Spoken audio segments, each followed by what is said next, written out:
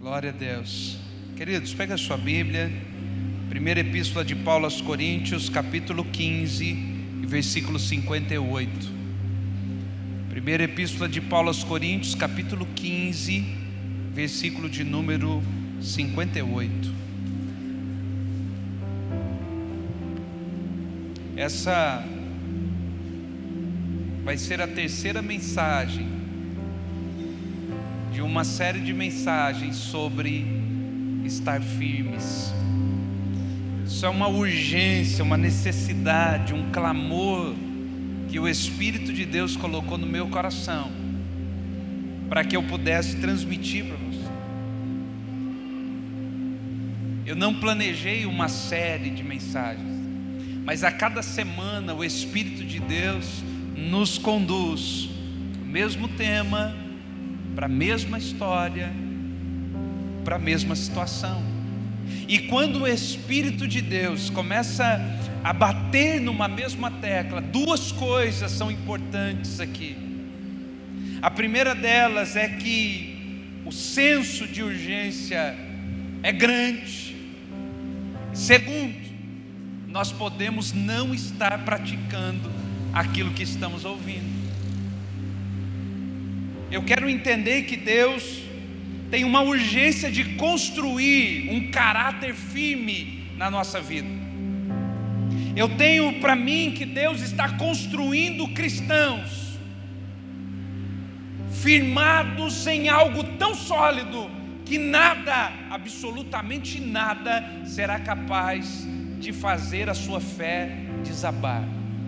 Por isso, eu quero novamente ler com os irmãos texto de Paulo aos Coríntios, capítulo 15, versículo 58, quando Paulo diz: portanto, meus amados irmãos, sede firmes e constantes, sempre abundantes na obra do Senhor, sabendo que o vosso trabalho não é vão no Senhor.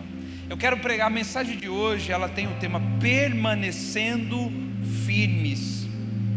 A ideia não é ser apenas firme em um determinado momento da nossa vida. Talvez algumas pessoas não entenderam e por isso até pensam que estão fazendo aquilo que é correto, porque elas dizem assim: pastor, naquele dia, naquela hora, naquele momento eu fui firme, como se Deus esperasse que nós fôssemos firmes apenas em determinados momentos da nossa vida ou em determinados acontecimentos da nossa história. É só que não. Deus espera que dia após dia, situações atrás de situações, Ele encontre em nós um cristão firme e inabalável diante de qualquer adversidade da vida. Isso não traz para nós a ideia de que eu não posso sofrer. Isso não me dá a ideia de que eu não possa chorar. Não, a ideia não é essa. A ideia é que mesmo chorando eu permaneça. A ideia de que mesmo sofrendo eu permaneça. Eu não sei se você se lembra, mas a grande tentativa do diabo foi tentar tirar Jesus da cruz durante o sofrimento. Você não precisa ser tão firme no teu propósito, desça da cruz. Mas Jesus, mesmo sofrendo, mesmo angustiado, Ele permaneceu firme no seu propósito. É por isso que eu quero pregar para você essa mensagem: permanecendo firme. Como permanecer firme nos dias de hoje? De que maneira, pastor, que eu devo proceder? Qual é o procedimento que um cristão firme adota na sua vida? Qual é o procedimento que eu preciso ter para ser o que o Espírito de Deus está dizendo há vários domingos ao meu ouvido? E eu quero dar para você primeira característica, Gênesis capítulo de número 39, verso de número 11. Gênesis 39.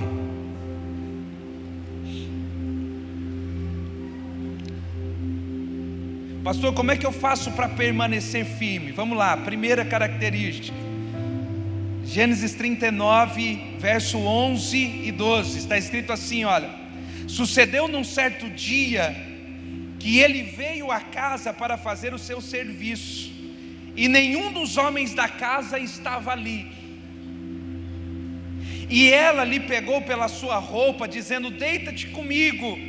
E ele deixou a sua roupa na mão dela e fugiu, e saiu para fora. Preste atenção. A primeira característica de alguém que quer permanecer firme no propósito de Deus é alguém que foge do pecado. Crente não negocia com o pecado.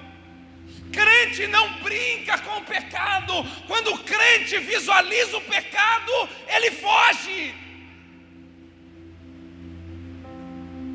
O que nós acabamos de ler aqui é a passagem de José na casa de Potifar. José foi levado à casa de Potifar como escravo, e Deus o honrou ali, e José começou a prosperar dentro da sua função. José era bonito, José era belo. A mulher de Potifar colocou seus olhos em cima de José. Em um determinado momento, Potifar precisou fazer uma viagem, chamou a José e disse para José assim: querido, eu estou colocando sobre a sua vida toda a responsabilidade da minha casa. Tudo que existe aqui dentro está debaixo da sua autoridade, exceto a minha esposa. Todo cristão precisa aprender os limites da sua vida. O que Potifar estava falando para José é: você tem limite. O problema é que a maioria de nós não entendeu os limites da sua vida. Tem pessoa que o limite dela é não ficar sozinho com o computador ligado. Tem pessoa que o limite dela é não ficar com o celular na sua mão. Tem pessoa que o limite dela é não viajar sozinho. Potifar estava falando para José: tudo que está na minha casa está debaixo da sua responsabilidade, exceto a minha esposa. Querido, eu preciso olhar para mim e descobrir quais são os meus limites e não brincar com eles. Porque a gente às vezes tem hora e diz assim: não, pastor, eu estou orando. Não, pastor, eu estou jejuando. Eu estou lendo a Bíblia. Querido, todo crente tem um limite. Potifar vai embora, e a Bíblia diz que um dia desses que Potifar estava fora da casa, José vem, e a Bíblia faz questão de dizer: não havia nenhum outro homem na casa, ou seja, era apenas José e a esposa de Potifar. Naquele momento, a esposa de Potifar vem com todo o espírito de uma pombagira, vou dizer assim para você entender, e dá em cima do José.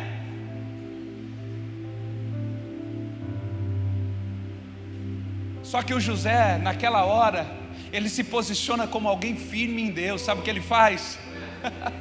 ele toma uma posição. A mulher lhe agarra a roupa. Tanto é que quando ele foge, a roupa de José fica na mão dela. Ele pega e foge.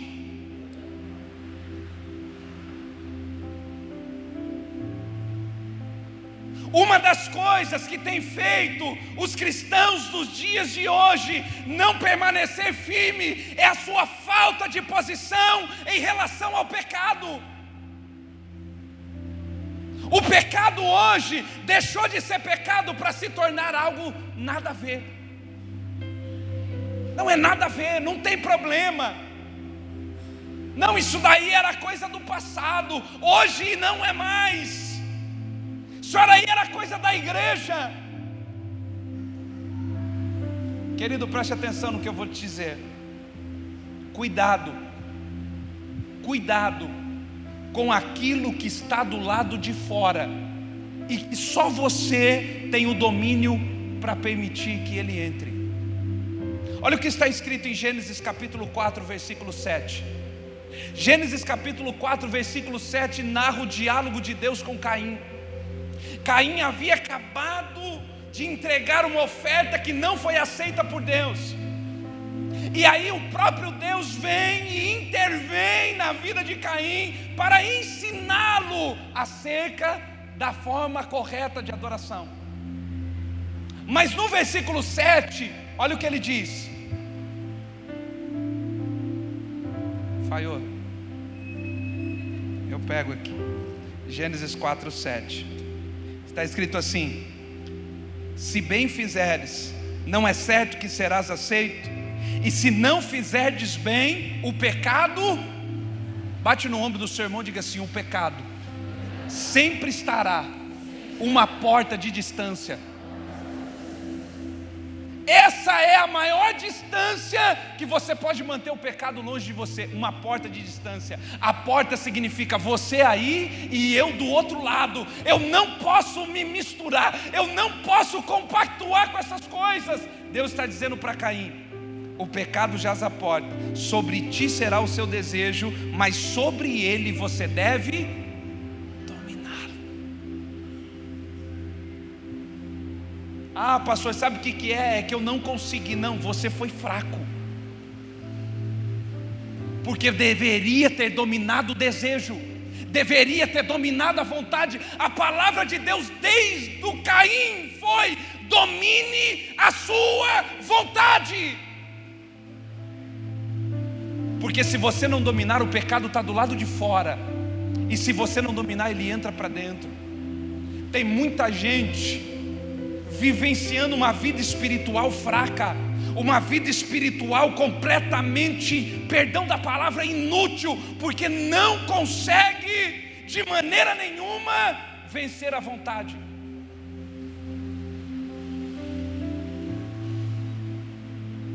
Deus estava dizendo para Caim: você tem que dominar, você precisa vencer.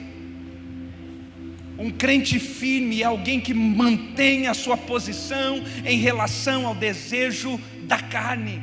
Querido, nós habitamos dentro de um corpo caído, cheio de vontade, inclinado para o mal. Se nós não tivermos domínio sobre ele, ele vai nos conduzir por veredas erradas a todo instante da nossa vida.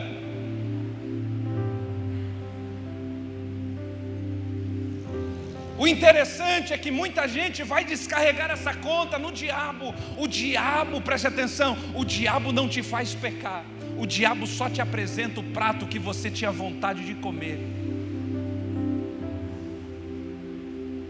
Não é o diabo que te faz pecar. O diabo apenas diz assim: era isso que você queria? Está aqui, pega, leva para você. E aí, por falta de domínio, sobre a vontade, nós estamos saindo do lugar onde Deus gostaria que nós estivéssemos. O que tirou Adão do lugar onde Deus o colocou foi o pecado. O que tem tirado crentes do seu lugar onde deveria permanecer é o pecado. Leia comigo 1 Tessalonicenses capítulo 5, versículo 22.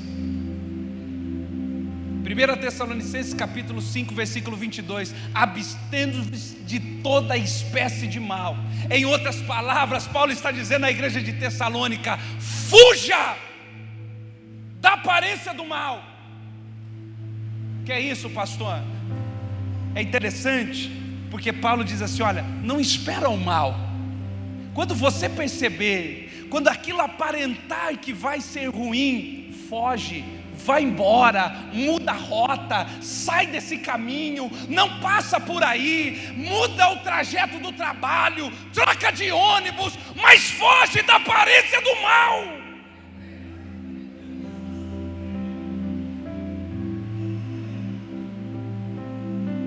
Se nós quisermos permanecer firmes no lugar onde Deus nos colocou, nós precisamos fugir do pecado.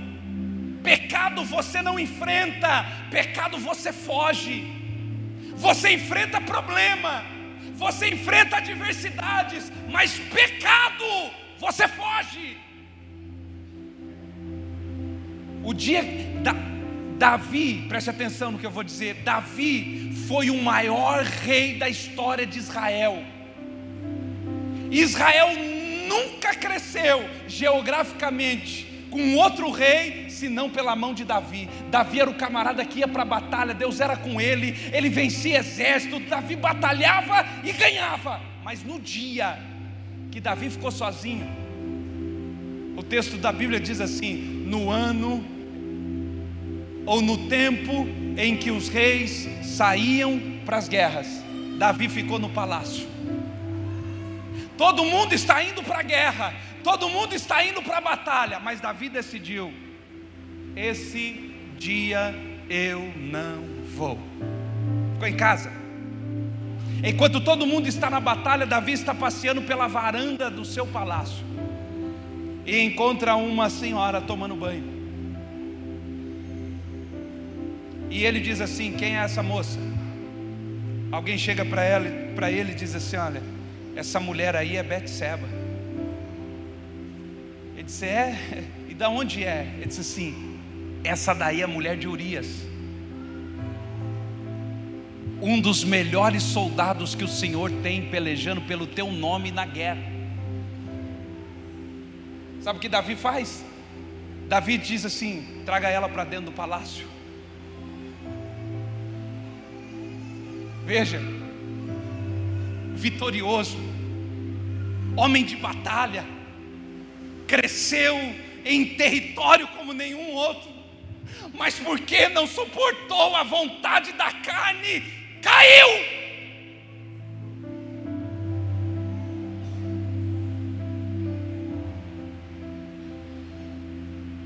Algumas pessoas chegam para a gente e dizem assim: não, pastor, mas é que eu tenho problema com masturbação, eu tenho problema com pornografia, eu tenho problema com adultério. Não, você não tem problema, você é fraco. Pastor, mas como assim eu sou fraco? É por isso que a Bíblia diz sobre um dos frutos do Espírito: domínio próprio. Domínio próprio não é para a pessoa que é irada, não, isso não é domínio próprio. Domínio próprio é você dizer não quando a carne está dizendo sim.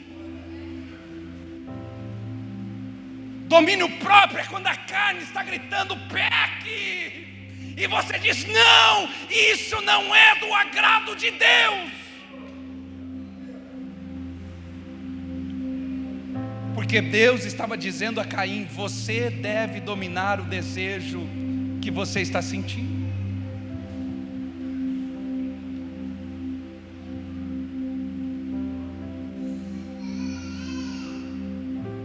Quer permanecer onde Deus te plantou? Fuja do pecado.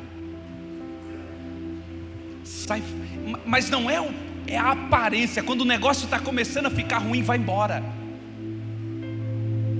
Puxa, eu estou num ambiente, eu comecei a ver que o ambiente deixou de ser um ambiente de bênção e começou a virar um ambiente de roda de escarnecedor, vai embora. Não fica até o final.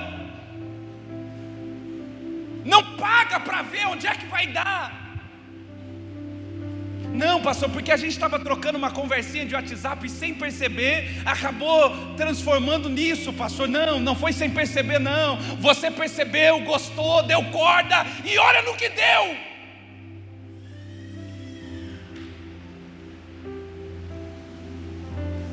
Diga a 3 pessoas: fuja do pecado.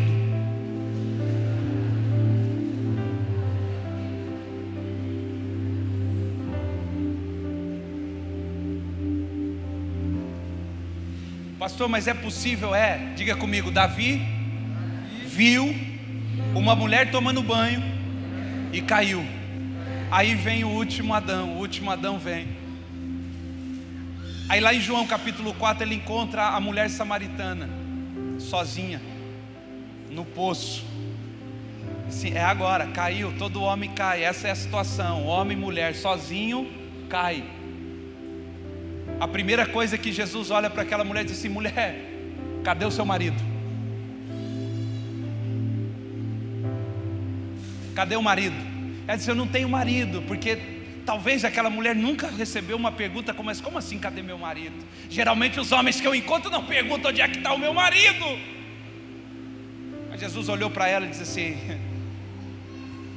onde é que está seu marido?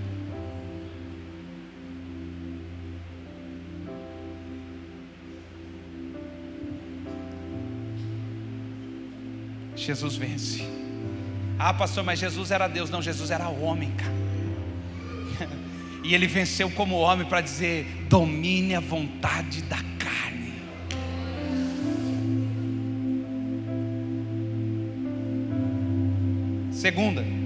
Segunda característica de alguém que permanece firme. Daniel capítulo de número 1, versículo de número 8. Quer permanecer firme? Fuja do pecado. Número 2, Daniel 1:8. Daniel, porém, propôs no seu coração não se contaminar com a porção das iguarias do rei. Tem uma outra versão, Fé? Obrigado. Daniel, contudo, decidiu não se tornar impuro com a comida e com o vinho do rei. Segunda característica de alguém que permanece firme: decida no seu coração. Por muito tempo nós tivemos uma ideia errada sobre coração. Durante muito tempo nos ensinaram muita coisa errada sobre o coração.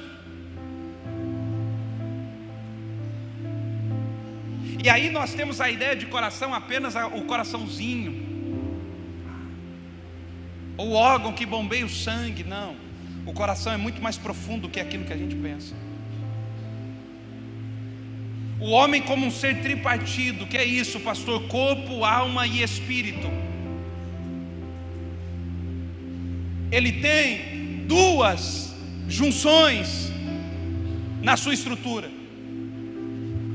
Vou repetir: o homem tripartido, corpo, alma e espírito, ele possui duas ligações. A primeira ligação é entre o corpo físico e a alma. Isso é chamado de mente, intelecto, raciocínio. Está aqui, ó. Mas a segunda é da alma para o espírito. Essa é coração. Coração é algo muito mais profundo do que a mente. Por isso Jesus vai dizer assim: amarás o Senhor teu Deus de todo o teu coração. Porque não adianta amar aqui e não amar aqui.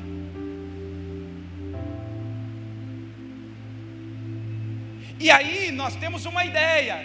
Daniel decidiu no seu coração não se contaminar com as comidas do mundo. Quer ser alguém firme, quer ser alguém que permanece, tem que decidir no coração.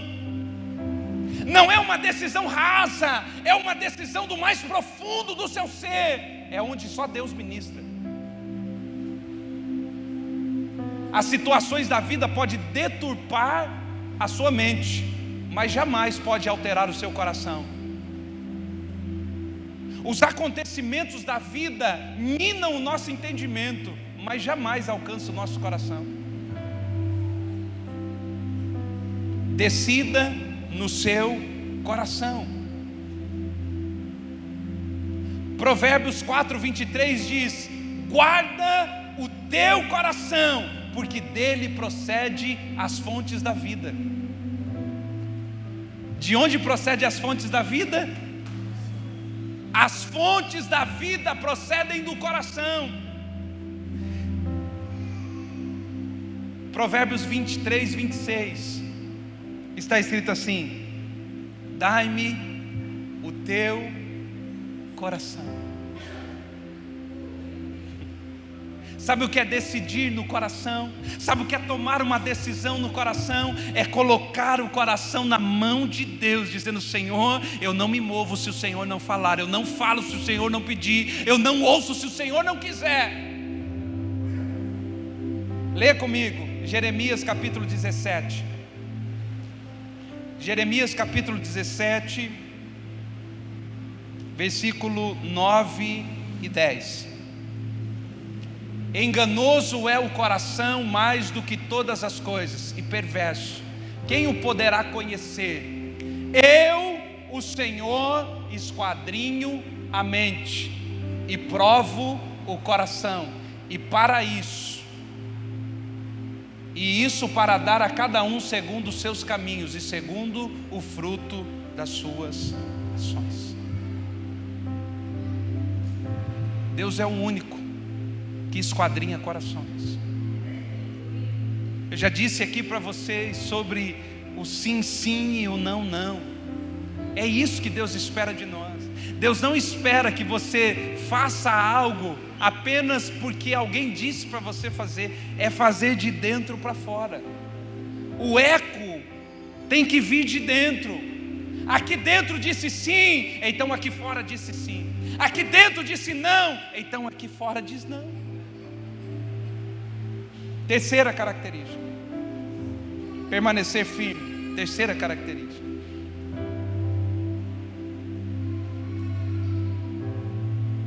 Lucas 9:51.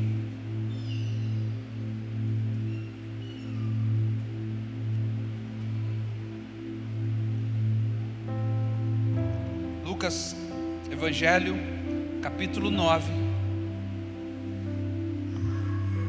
versículo 51.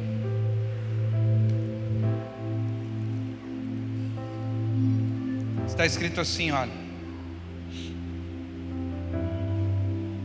e aconteceu que, quando completando-se os dias para a sua assunção, manifestou o firme propósito de ir para Jerusalém. Tem uma outra versão?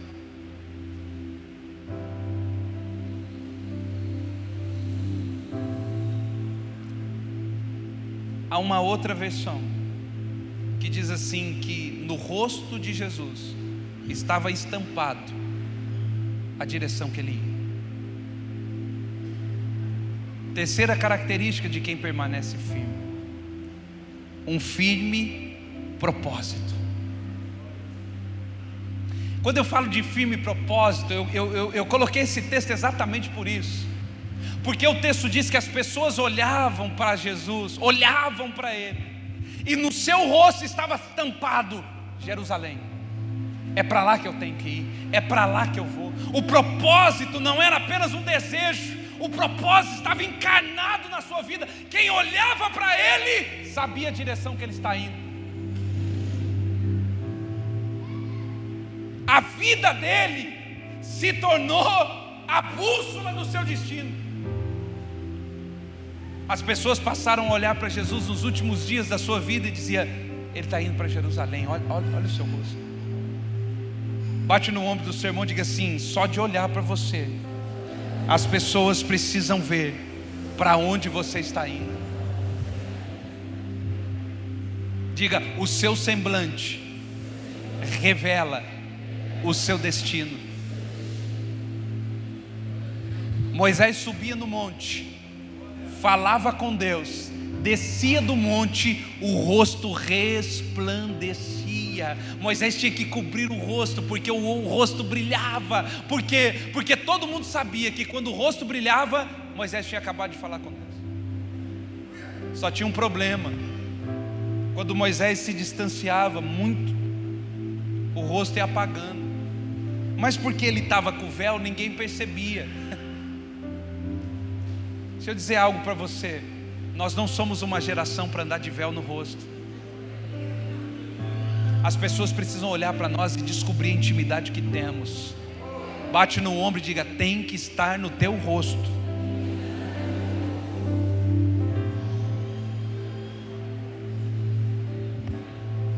Pastor, como assim tem que estar no meu rosto? Querido, presta atenção, nós estamos aqui de passagem. O nosso semblante está mostrando Nova Jerusalém, a Nova Jerusalém. Não, você não quer ir para lá, mas eu vou dizer mesmo assim para você: existe um lugar preparado que os teus olhos não viram, os teus ouvidos não ouviram. Existe um lugar que Deus está esperando para conduzir a sua noiva. Quem olhar para você tem que saber: Nova Jerusalém, Nova Jerusalém, Nova Jerusalém, nós estamos indo para o céu.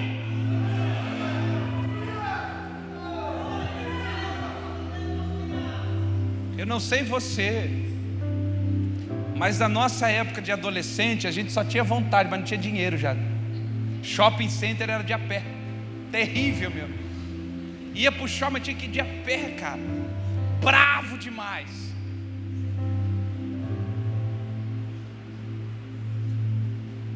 Ó.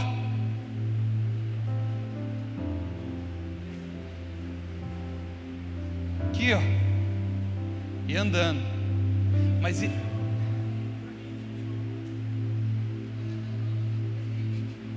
aí vai pro Cajueiro. Cajueiro Sul.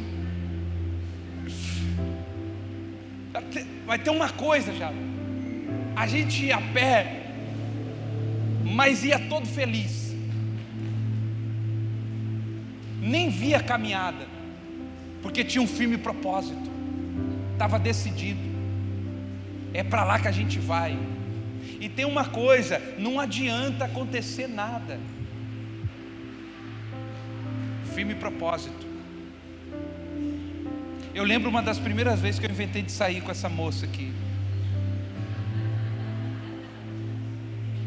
Se não foi a primeira, mas foi uma das primeiras.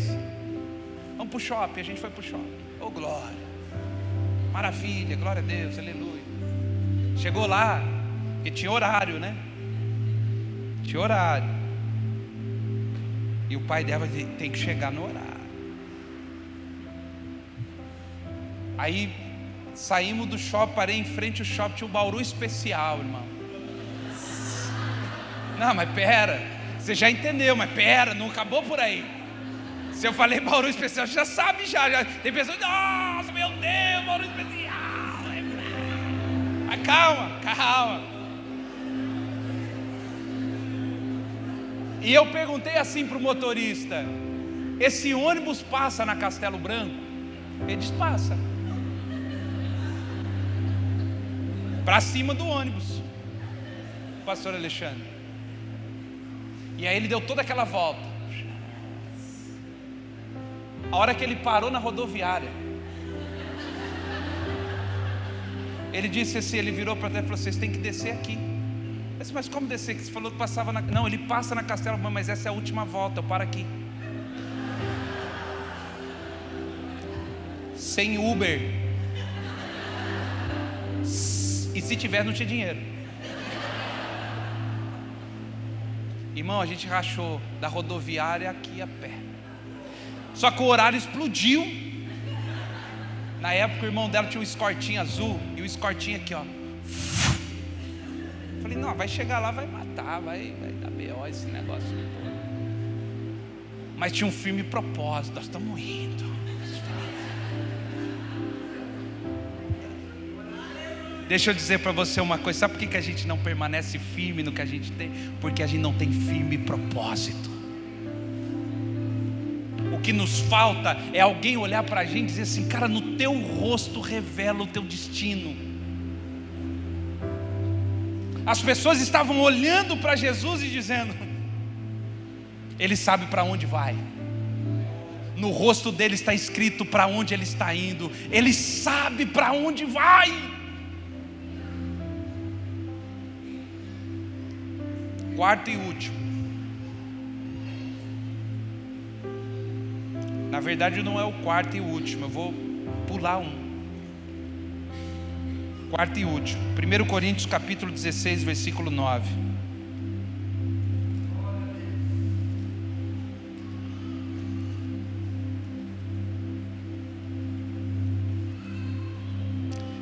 Coríntios capítulo 16, versículo 9.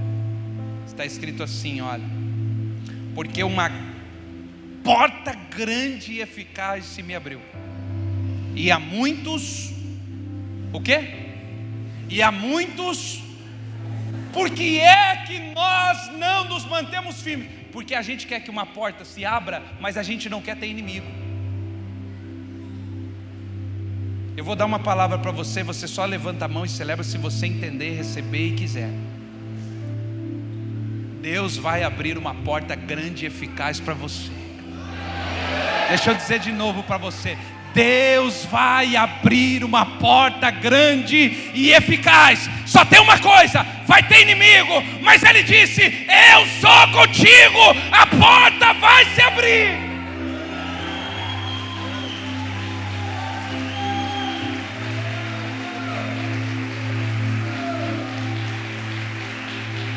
Quarta e última característica de quem permanece firme: ele sabe que a porta vai se abrir. Ele sabe.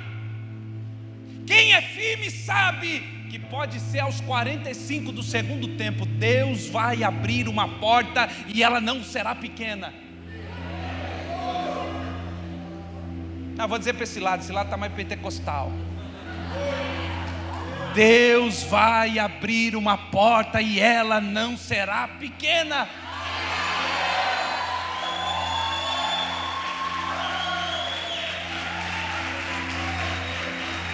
Leia. 1, 2, 3 e...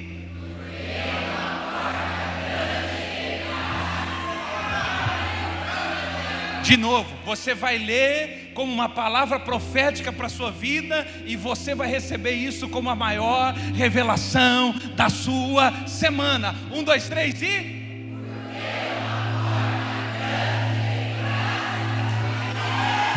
Uma porta grande vai se abrir, vai sim.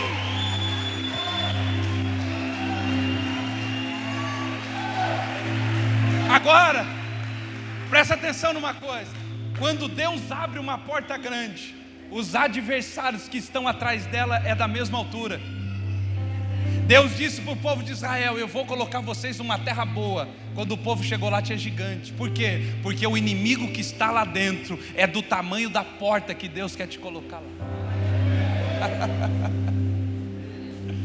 É por isso que, ou então fica orando por portinha pequena. Pastor, então já que é assim, eu não quero uma porta tão grande não. Fica com os pequenos. Aqueles que entenderam já estão dizendo: Senhor, cadê os Golias? Essa semana vai chegar os Golias, porque eu não quero porta pequena. Deus disse que a porta seria grande.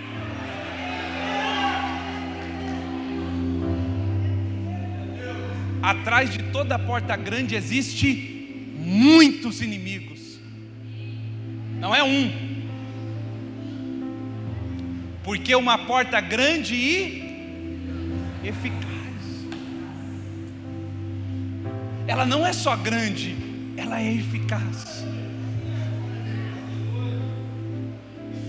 Se me abriu, e há muitos adversários. Bate no ombro do seu irmão e diga para ele assim: só permanece quem sabe, quem tem convicção que Deus vai abrir uma porta e que atrás dela tem muitos inimigos. Levante a sua mão. Nos próximos dias, Deus te surpreenderá com portas abertas. Deus vai te surpreender. Preste atenção, pera. Deus vai te surpreender com portas abertas. Ela será grande, ela será eficaz. Os inimigos chegarão, mas quando eles chegarem, creia: Deus me trouxe até aqui para entregar a promessa diante dos meus inimigos.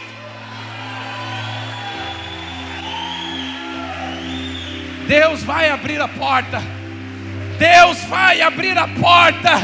Deus vai abrir uma porta. Só permaneça. Não mude. Permaneça. Não saia. Deus abrirá uma porta. Olha, esse aleluia eu gostei. Olha lá. Está aí, né, Samu? Deus abrirá uma porta. Se coloque de pé no seu lugar, meu irmão.